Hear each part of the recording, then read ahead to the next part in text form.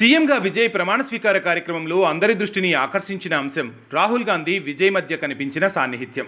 వేదికపై పక్కపక్కనే కూర్చొని కలిసి ప్రజలకు అభివాదం చేయడం ప్రత్యేకంగా నిలిచింది. అయితే వీరిద్దరి పరిచయం ఇప్పటిది కాదు. 2009లో విజయ్ తన తండ్రి చంద్రశేఖర్తో కలిసి రాహుల్ గాంధీని కలిశారు. అప్పట్లో కేంద్రంలో కాంగ్రెస్ అధికారంలో ఉండగా యువజన కాంగ్రెస్ బాధ్యతలు చూస్తున్న రాహుల్తో విజయ్కి మంచి అనుబంధం ఏర్పడింది. ఆ సమయంలో విజయ్కు తమిళనాడు యువజన కాంగ్రెస్ అధ్యక్ష పదవిని కూడా ఆఫర్ చేశారు. అయితే విజయ్ కాంగ్రెస్లో చేరలేదు. అప్పటి నుంచే రాహుల్ విజయ్ మధ్య వ్యక్తిగత బాండింగ్ కొనసాగింది. 17 ఏళ్ల తర్వాత ఇప్పుడు పరిస్థితి పూర్తిగా మారిపోయింది. విజయ్ టీవీకే పార్టీని స్థాపించి తొలి ప్రయత్నంలోనే అధికారంలోకి వచ్చారు. ఆయన విజయానంతరం రాహుల్ గాంధీతో పలుమార్లు ఫోన్లో మాట్లాడారు.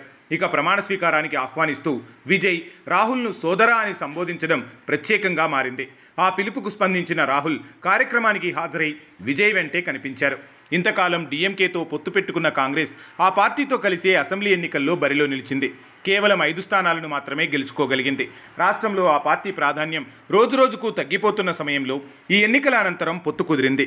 తాజా భావజాలానికి దక్షిణ భారతంలో విజయ్ తగిన మిత్రుడని రాహుల్ భావిస్తున్నట్లు విశ్లేషణలు వెలువడుతున్నాయి.